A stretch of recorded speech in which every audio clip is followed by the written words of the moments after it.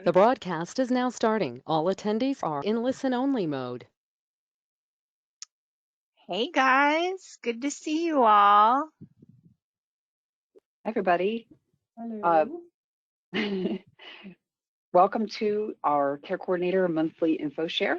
And we are, of course, Tara and Delight and Cassandra, our training team, Kat, Care Coordinator support, and Anna with our Living Well grant program. And we just want to welcome you to this session. We do have our agenda showing, and today we'll probably just stick with your screen, Delight, if that's okay, for the display part. We have about 64 people in, so I'm guessing that more folks will join us in just a bit. As always, our session is being recorded, and we'll be able to put it onto our YouTube channel. Feel free to write in and test your ability to use the chat area or question area. We'll be doing have some time for Q&A at the end, but also the session is good for 1 hour CEH, and we'll send you the email to verify that rather than a certificate, and we should be good to go. Okay, so first off, we have a new info share.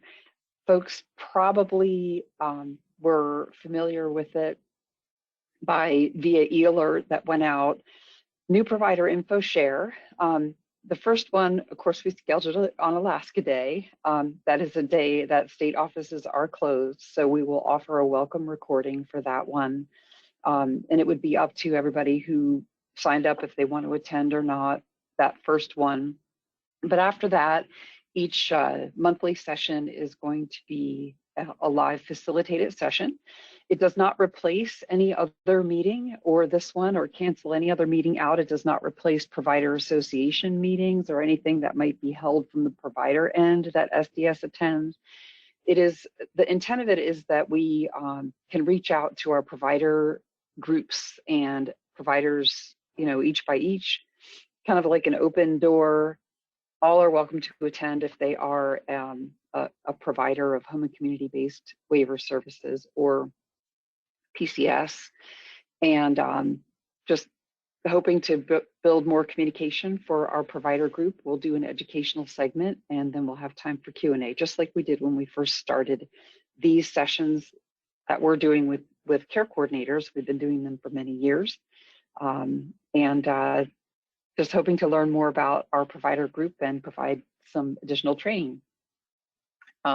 The provider groups have different requirements for training, really different than care coordinators, so we get to see care coordinators a lot more in terms of training. So we're really happy about being able to have that meeting as well. And you're welcome to join us too if you want to. We are not offering CEH for that one because it's not like targeted to care coordinators. So the provider info share, you'd be welcome to attend, but we won't be doing CEH for that. Okay, so a couple new trainings on the horizon or immediate horizon. There will be changes in certification coming up, training about that. Watch e-alerts for information as to more specifics about any changes in certification. We'll be ready to point to those more towards late October. I don't want anybody to get scared about changes. They're not huge changes. They don't really change what's already required at all.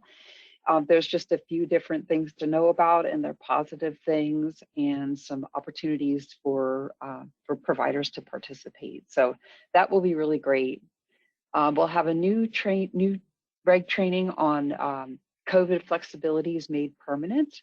And if you've been with us for these different info shares, you know that we found, all of us, meaning our people we serve and families and SDS staff and providers, found that certain flexibilities would be beneficial to continue past the declaration of the COVID public health emergency. And so that those made their way into regulations, and they actually came to be in effect now, but they're really superseded by our current Appendix K flexibilities, which have not changed. The public health emergency is ongoing. And as you probably know, SDS has the ability to extend those COVID public health emergency flexibilities for 6 months after the federal declaration of the end of the public health emergency. So look for those around November. Watch your e-alerts and we'll get everybody caught up. And we're planning to put together a training for CEH for care coordinators and also to share it with our provider groups because they can also help out with this. What is needed for guardianship documentation or power of attorney documentation in a client's file? So we're developing a specific training about what is required, hoping to clarify that. And that should be a really fun training. It was pretty fun to figure out the research so far that went into that training was pretty cool and interesting. So we're excited to share all those with you. So stay tuned for that. And I'll go to my questions area. If you have questions during the session, please do write them in. We'll do our best to answer them if we can. Certainly at the end, we'll look at those, and if we can answer them, we will. If we have to get back to people, we'll do that too, as you know we do. Okay, our next topic is certification, a special topic within certification, I should say. So I want to talk for a minute about insurance, which is required for certification of care coordinator agencies. As you know, we have care coordinator agencies of one, which we call sole proprietors, where the person, there's one care coordinator, they are the rendering care coordinator and the agency admin, just one person. They don't have any employees at all, just that one. We call them sole proprietor as opposed to independent because it gets like a little confusing if we say independent. But this is where that agency that has one proprietor, that's both the care coordinator and the owner administrator, no employees at all, they can have professional liability insurance. Okay, general liability is required for all LTCs, the long-term care providers, meaning home and community-based, everything that we oversee. However, for that one category of provider, we are allowing professional liability insurance only for the sole proprietor care coordinator. All other configurations of care coordination, such as a care coordinator agency with multiple care coordinators, needs to have general liability. Workers' compensation insurance versus a worker assurance form. Questions about your particular situation. I see them coming in.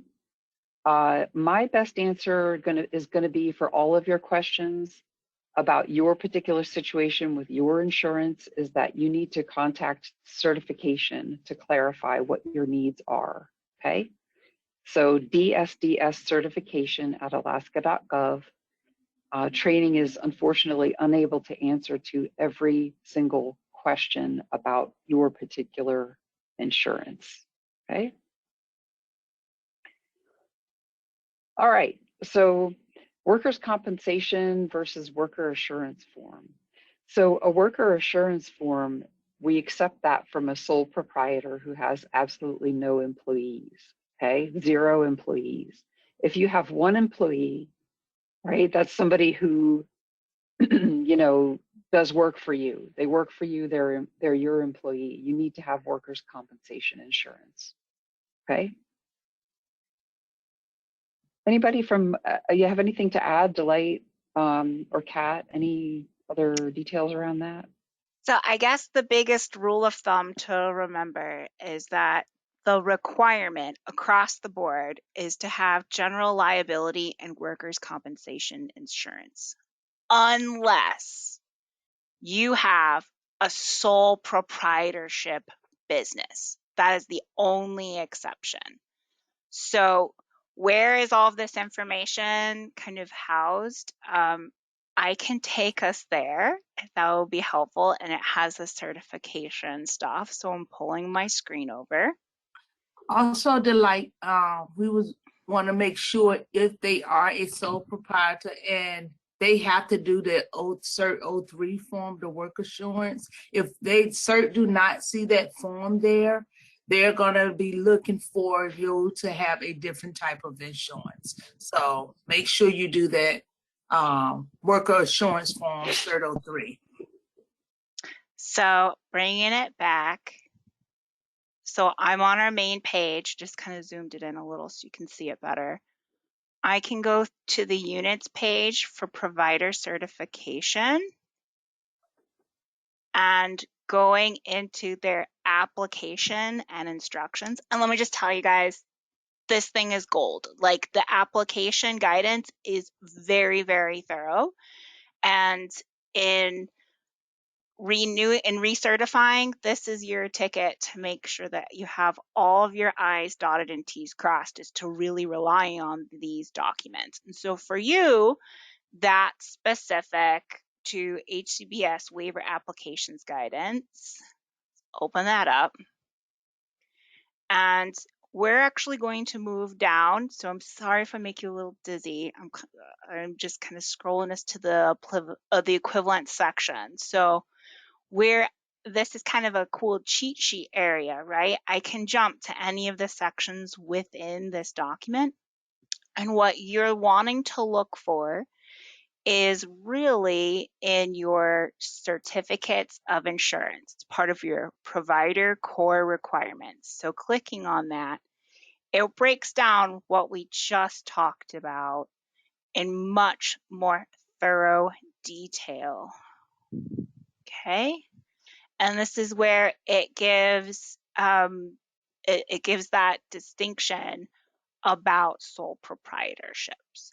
All right, so this is your tool. This kind of reinforces what we're just kind of talking about offhand, or casually, I should say. Where can you find the 03 form that Cassandra just mentioned?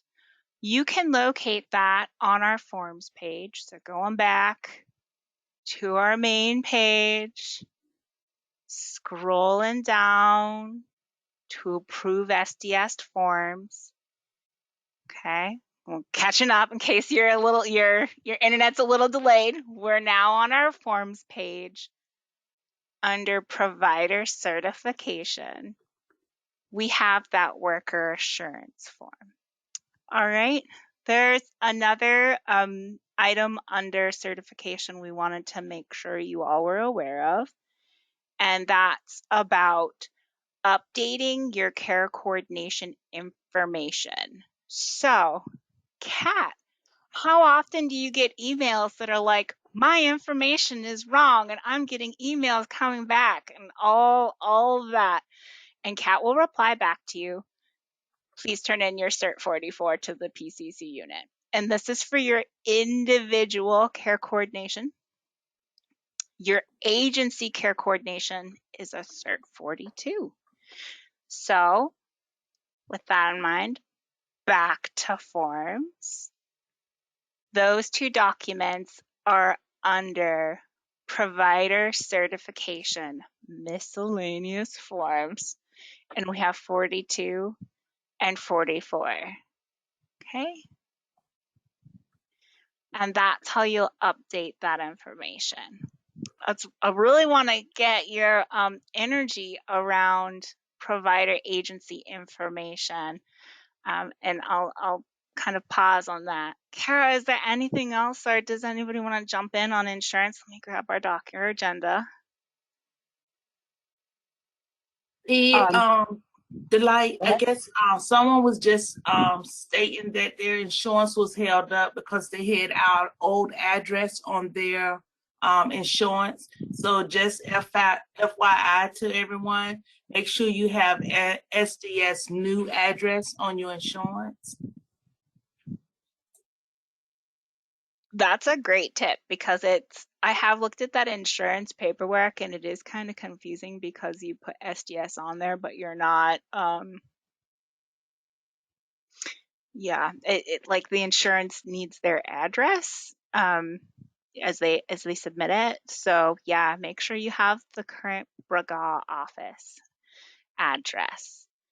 Did you guys know we've moved businesses like offices? It was during the pandemic, so you're not like like don't feel bad if you weren't in the know on it. But where could I find that information? Like, you know, where would I find where SDS is? Don't trust Google because Google doesn't always know. You can always go back to that of interest section and look under contacts, contact us, and grab that main office information. So that's our current main office. I put the address in the chat. Thank you.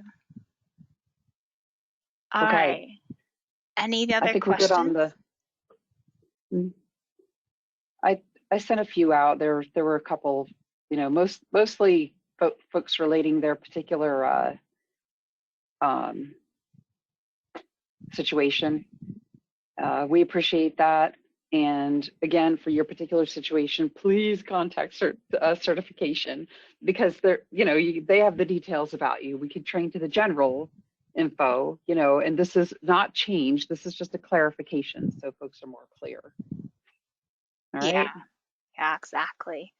But it's timely. It's a great time to talk about it because SDS has been actively working on ways to help Alaskans find a care coordinator.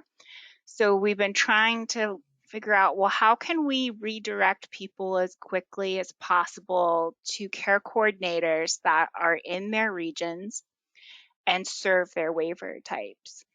So we've been collaborating with our partners at ADRC and the DDRCs to kind of come up with tools to do that.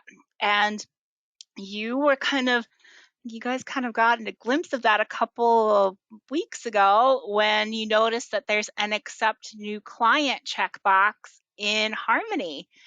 And now we're at a point where we're ready for you guys to start selecting if your agency is ready to wants to accept new clients and specify if you're accepting new clients in a specific waiver type. So we've come up with a supplemental guide handout. I know that's like, didn't we just come up with a guide? I know, but we have another one. And when we release the next version of the guide, we will throw this in there too. But for now, we wanted to give this to you so that you can go into Harmony and edit your provider record. So this is what the document looks like. It's in your handouts and we'll email it to you as part of the attachments today. So this is kind of the document. And what you're really controlling here, what we need from you is to leverage your paperwork with certification if you need to square anything away with them. One of the biggest things that we could use your help with is making sure that your agency's area served is accurate. When we talk about areas served, it's a little odd right now because everything's virtual. So we want you to think about your agency's long-term goals in a world post-pandemic, post-public health emergency. Will you be willing to travel to those locations that you are certified for? If you're not willing to travel to them, then we really need you to file a Cert 06 service declaration changing the areas that you're willing to serve, because this is going to impact the lists that we'll be able to generate for different Alaskans looking to be served. So if you're, when you certified, you're like, maybe we'll serve, the Copper Basin, maybe not, we want you to really give that some analysis as a business and be firm on where you will serve so that we can have accurate data to be able to give accurate results to Alaskans looking for a care coordinator. So that's going to require you to file a Cert 06.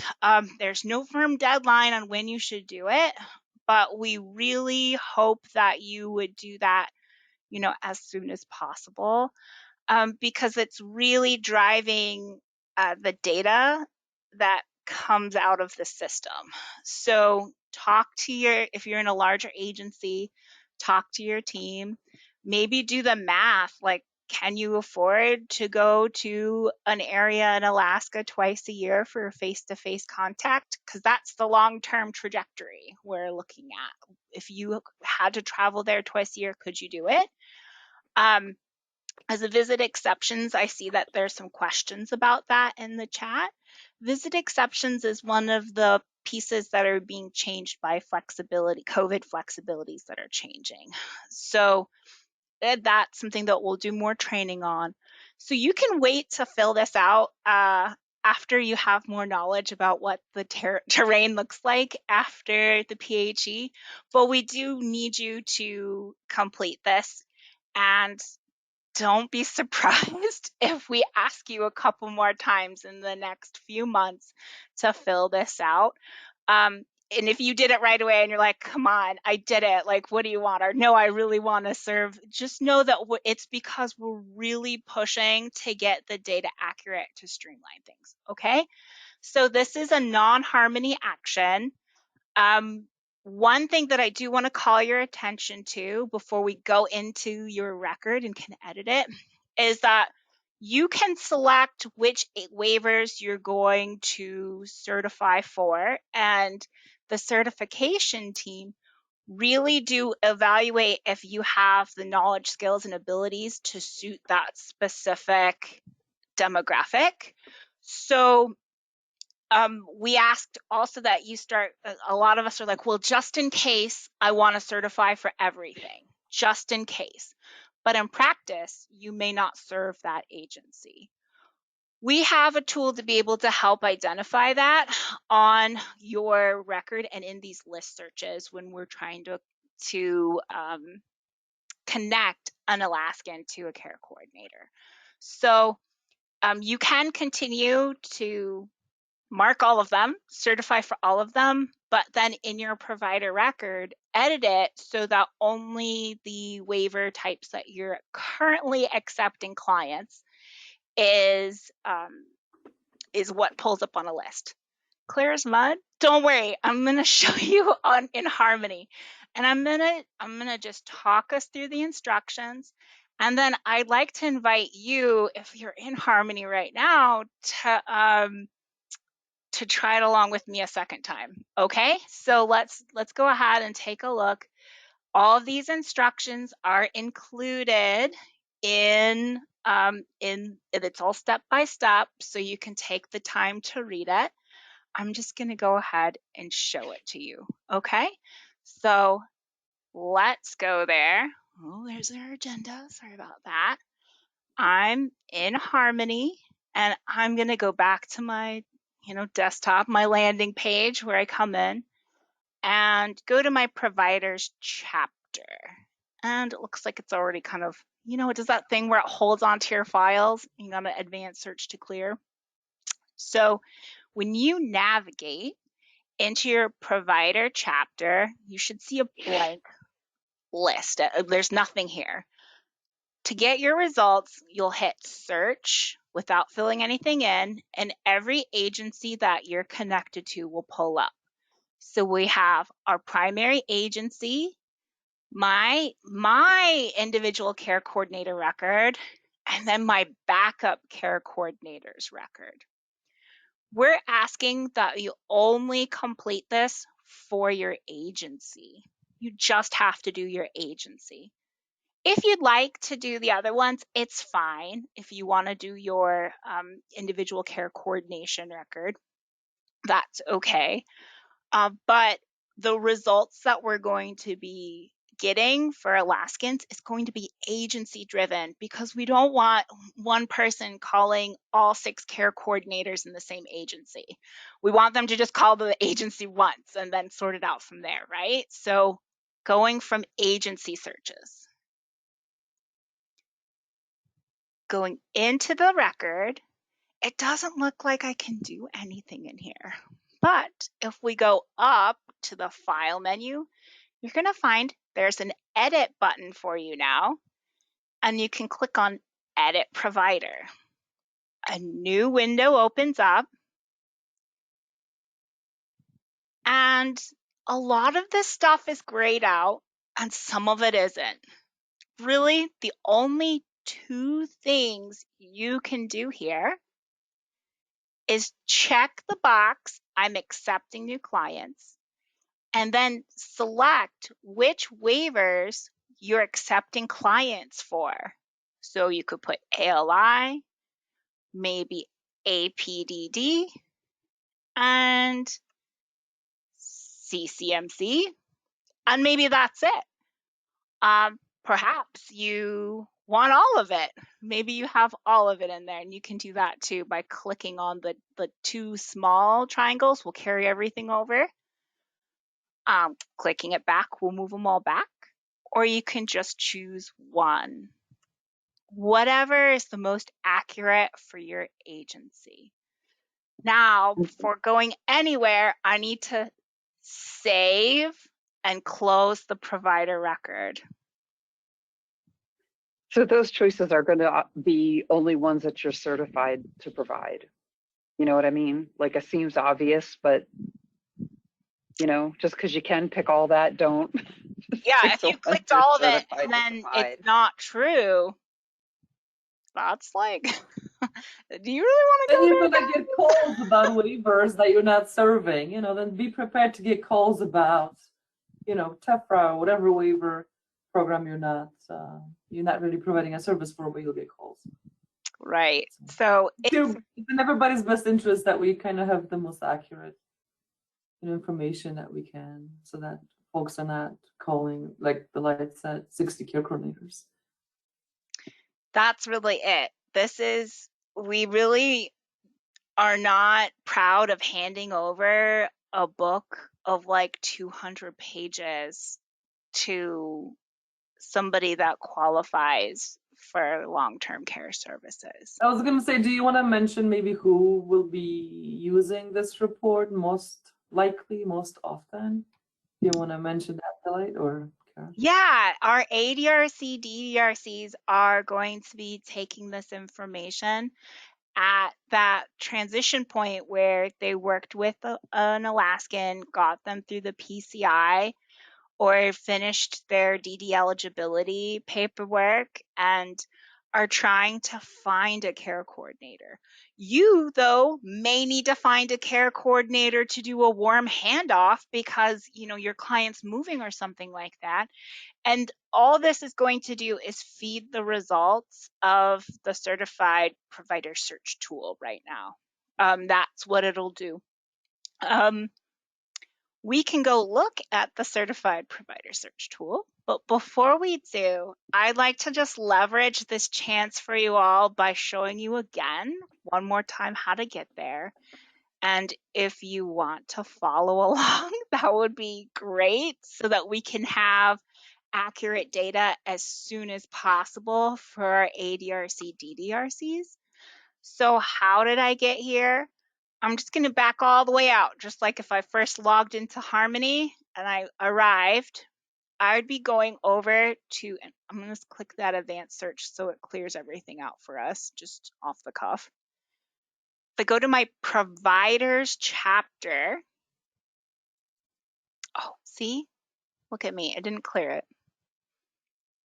That's me not remembering to clear it.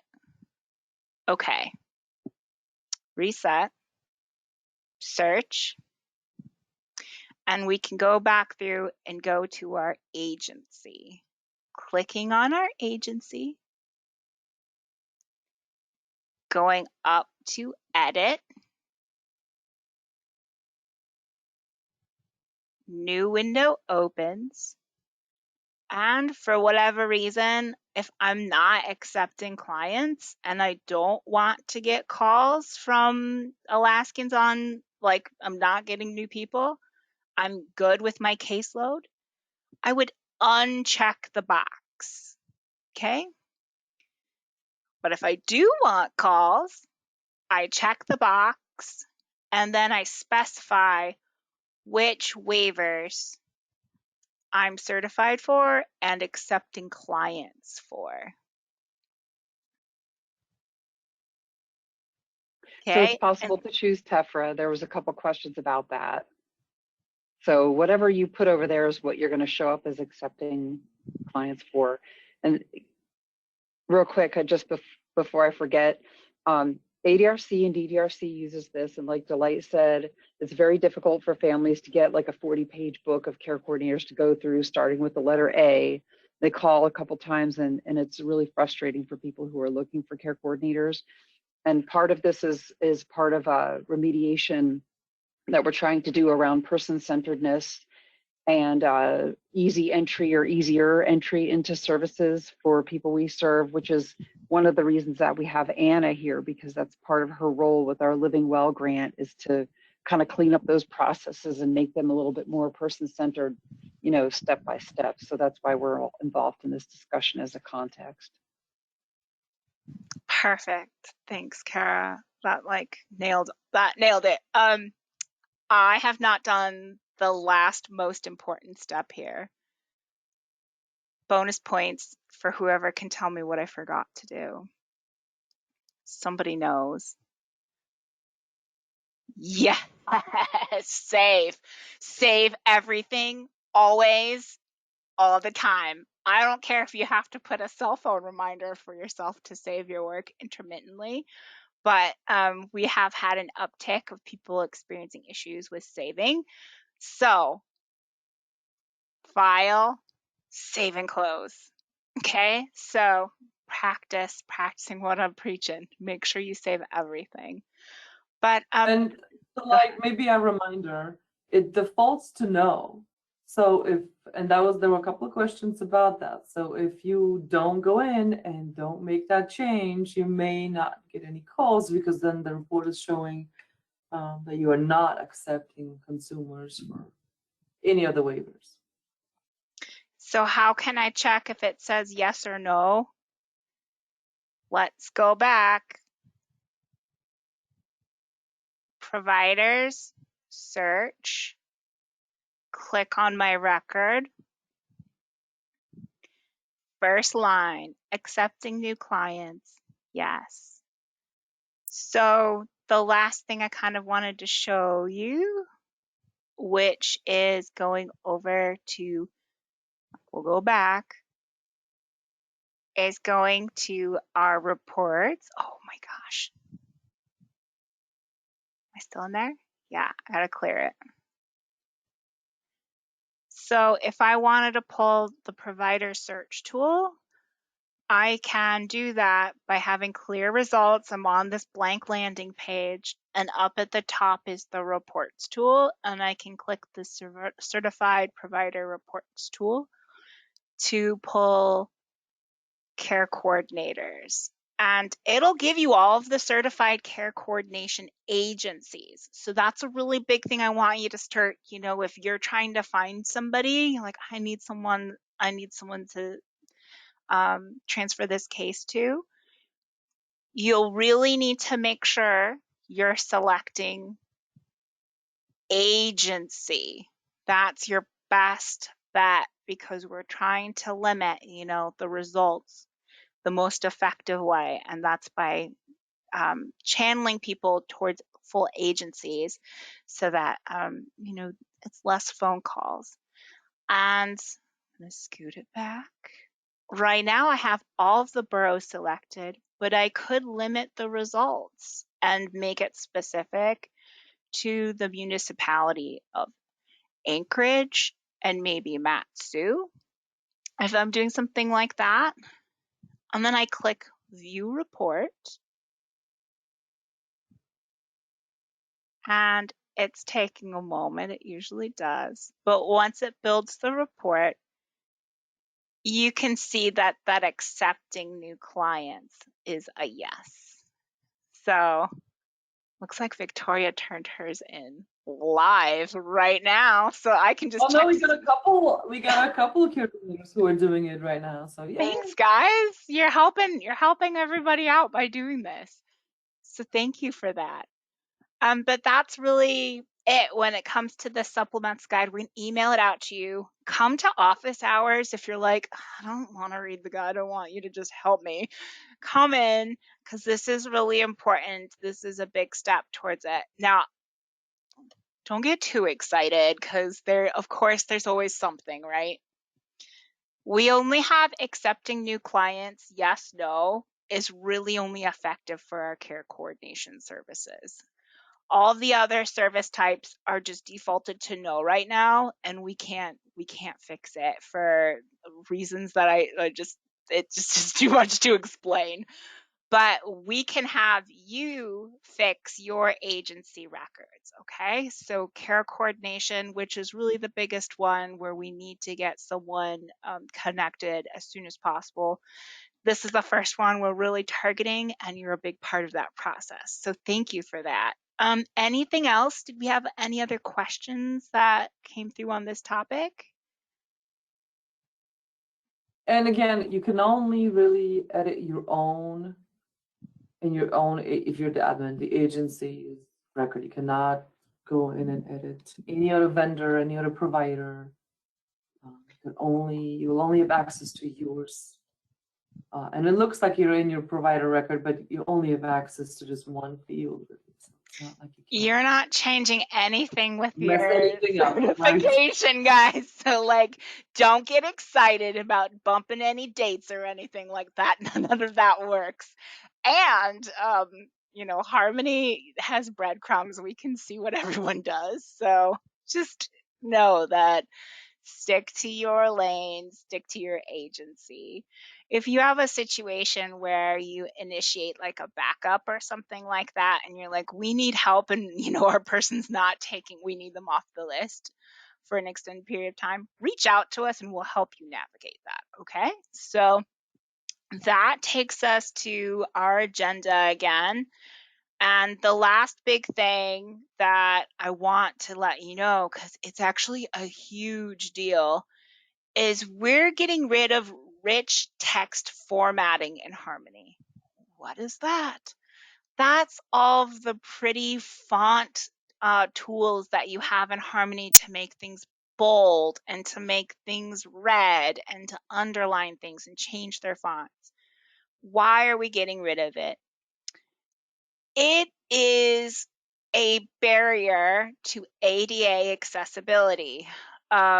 Different people have different ideas of what's effective to communicate. And so that like one person's bolded, underlined red means something very different to somebody else. And it's hard on screen readers.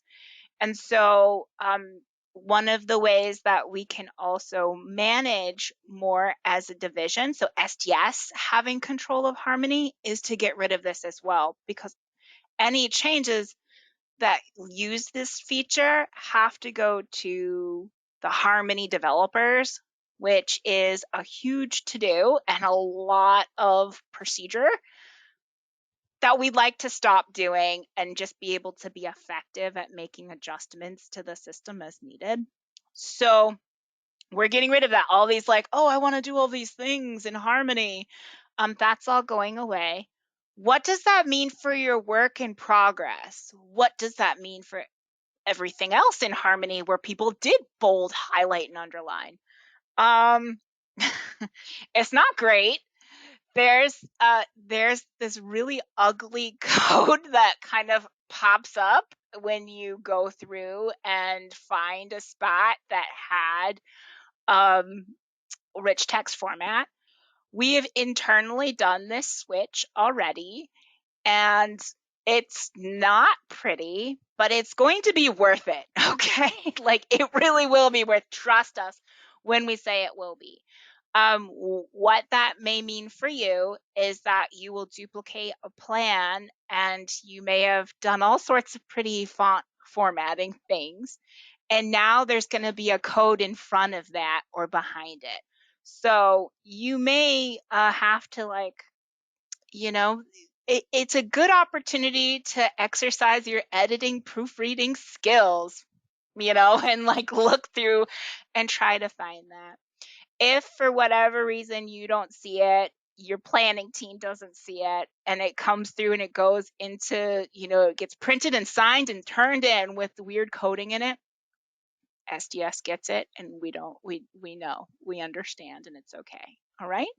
So that is a big thing that's coming, and that's going to get us closer to meeting our ADA requirements and having more control over how Harmony operates. So it's a good thing, but of course, with every good thing, there's a little bit of a drawback. So that weird coding is one of them. Next, info share.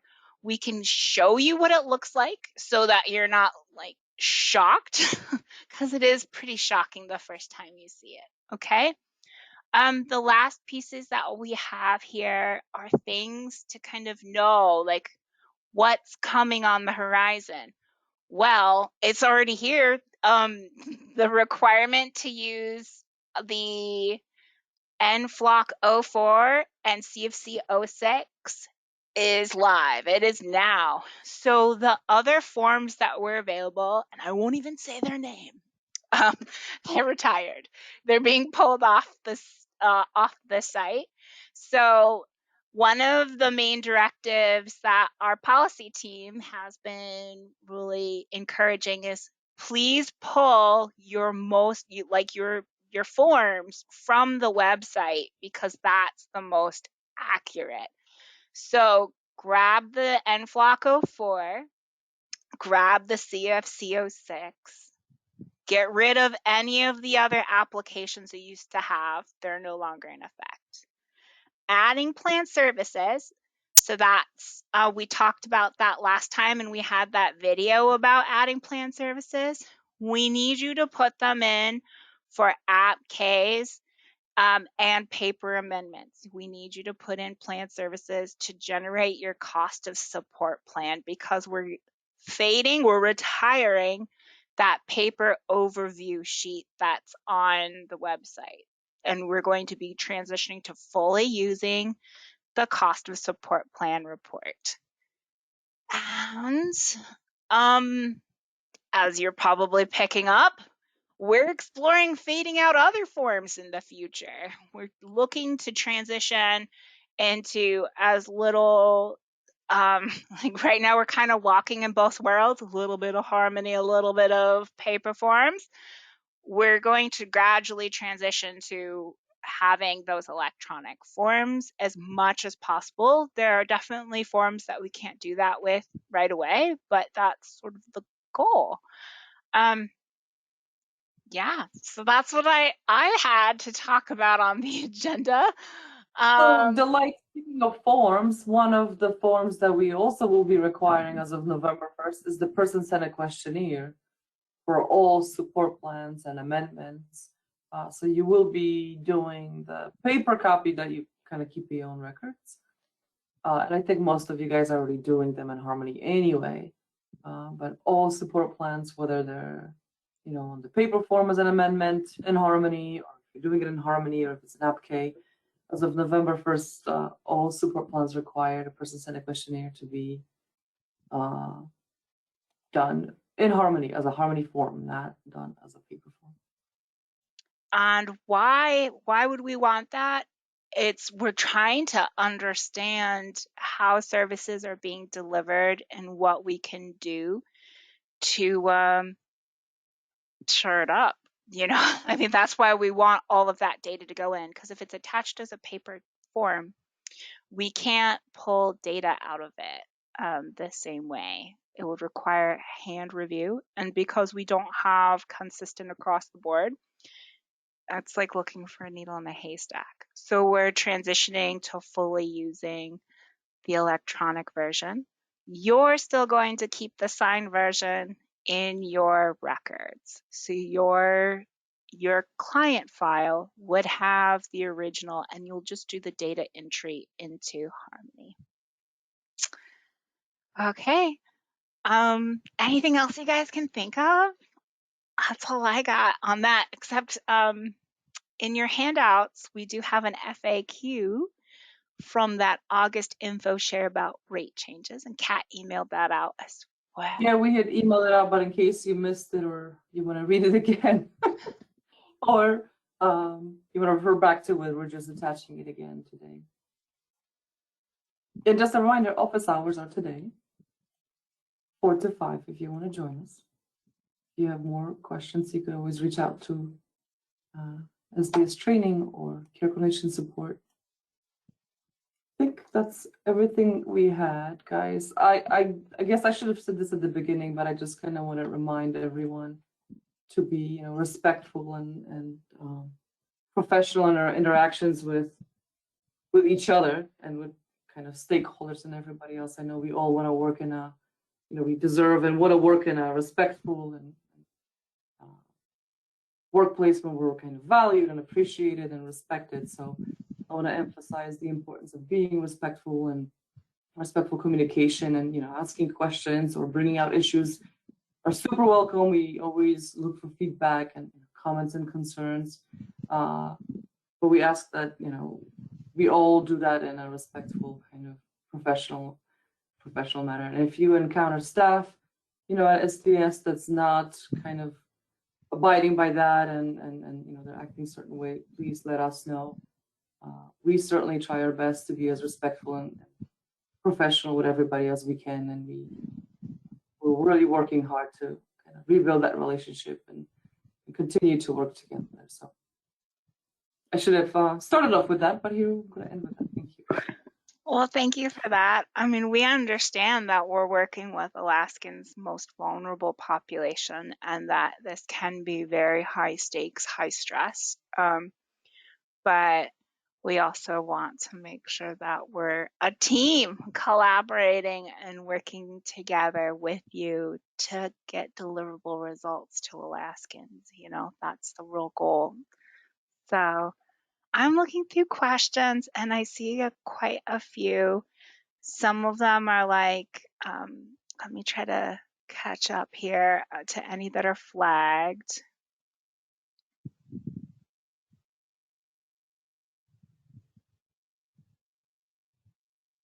Okay.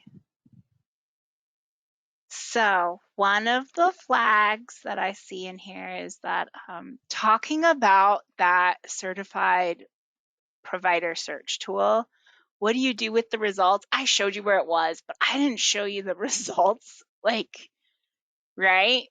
This is what it gave me. This is what it told me, and we can see, Victoria got her yes in right away. I can export this data by going to, get ready, a floppy disk with an arrow. And then you have options to choose from here. If you select PDF, it's going to give you a document that looks very similar to what you see on screen. If you choose CSV, delimited, it will download it. Oh no, something happened. I don't know what happened, but it didn't like it. We've all been there, right? Like something just went down. Let me try to find, so what I'm doing, I'm not sure if you can see all of my little screens and stuff, but I'm hovering over my Chrome icon and picking up this window again and trying again. Let's see if it does it. Oh, I don't know. Something's off. Oh, I don't know what that's about, guys. But what the comment somebody said was that if you put it in that Excel format, it's actually a lot easier to separate out. And I've used it to grab email addresses before. I need to pull a bunch of email addresses because I'm trying to find an ALH or a group home or something in the area. You can grab those email addresses that way and send a HIPAA-friendly, HIPAA-friendly email being like, what's your availability? Excel or CSV, which provides you even cleaner, and you put me onto that, and I know there's a couple of comments about using that as well. Yeah, was I don't know what it's way needed. doing. Because I'm But see, putting. but this is proof, guys, that we are also facing the same kind of issues in Harmony that you guys are. We get timed out all the time, and you were still clicking in there, and I get that. So I I get get that. weird. You're not alone, and like everybody's in the same Harmony boat, and we're all trying to patch it however we can. Thus, the rich text format thing, where we're like, if we patch that hole, we'll be able to figure out a lot of other things. So, we're ever trying to make that happen. So, bear with us on that. I saw a couple more questions. One of them was about the questionnaire. So, we're like, what's the story with the questionnaire? Do I still need to get client signatures? Yes. So you will, like, the paper questionnaire isn't going away. That's not what's happening. The paper questionnaire isn't going away. It's staying. We keep the paper questionnaire because the client has to sign it. You have to work through that with your client and get that feedback. The change is that the electronic version is required for the plan. Don't need the paper version filed. You need the electronic version filed with the data because we're having a hard time pulling the data out of the questionnaires. So we need you to put in the questionnaire information in a plan form in your Harmony plan. Other question I saw was about the rates. Like, are we going to have more accurate rates if it's in the cost of support plan report? Yeah, that's the goal. We want the accurate. That's why we're moving towards that, because internally we can just code that in and it's correct. If we use that overview sheet, it is a lot of bureaucratic protocol to get that form updated and put on the website. A lot, surprisingly more than you would ever expect. And so we want to make sure that we can pivot and adjust rates as needed. And so that's what we're doing and having it electronic. That's part of that story. Any other thoughts on that, guys, about the overview sheet and kind of the transitions with that? Not the overview, but if I misspoke and said amendments for the person sent a questionnaire, it is not needed for amendments. It's only needed for initial and renewal support plans. And I see a bunch of questions about that. So if I spoke too fast and said amendments, no, it's never been needed for amendments, and it continues not to be needed for amendments. It's for initial and renewal plans only. So sorry about that if I got everybody confused. Give us a pass, because we're actually working on training materials about amendments for you. So that might be why it's on our mind. We're coming up with new tools for you on when to amend or not amend. So that's something that we're cooking for you all. That guardianship CEH is going to be really interesting. That was a lot of collaborative effort led by Kat and her new role, and finding out, like, what do we accept and having consistency with that. So that's a really awesome deliverable that Kat spearheaded. And then we're going to be seeing you guys a lot in the next couple of weeks because of all of the regs trainings coming up. So stay tuned. Anything else, guys?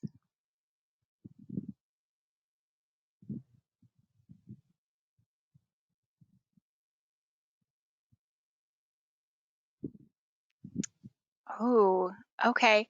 Question, any news about the short plan form?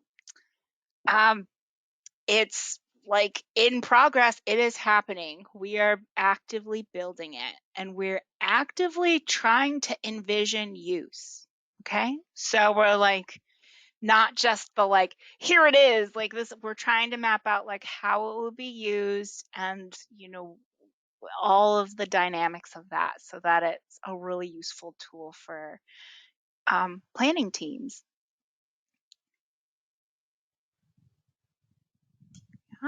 Well, I don't have anything else. You guys are welcome to chat in anything you have going on.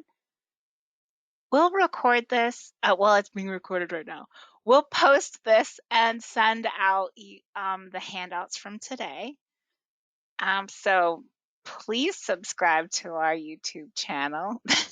We're not like guys, we are trying to compete with those YouTuber kids. So just saying, like, if we could get some more followers. oh, Yeah. no.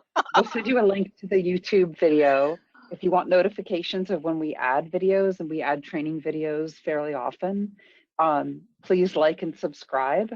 Yeah, our YouTube channel isn't exactly burning up the charts in terms of influencers or whatever, but we like to joke about it. But it helps if you want to get those notifications. Just please like and subscribe if you can, and see if we can really make the benefits of our YouTube channel effective for everybody.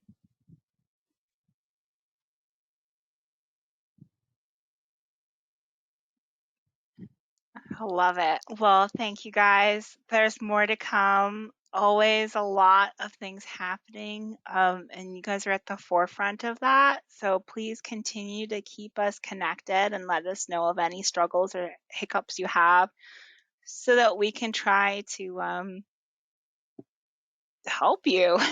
Like, us helping you helps Alaskans. So, we know you're not shy, but you should know, don't feel like you have to carry anything alone. Okay? Like, we're here to help you through that. Yeah. Well, I'm just going to go ahead and turn off my camera and we'll run out the clock. You guys drop your comments, questions, or thoughts in there, and we'll see you soon. Check it, watch that provider video. Give us your feedback. Okay? Bye. Thank you. Thank you.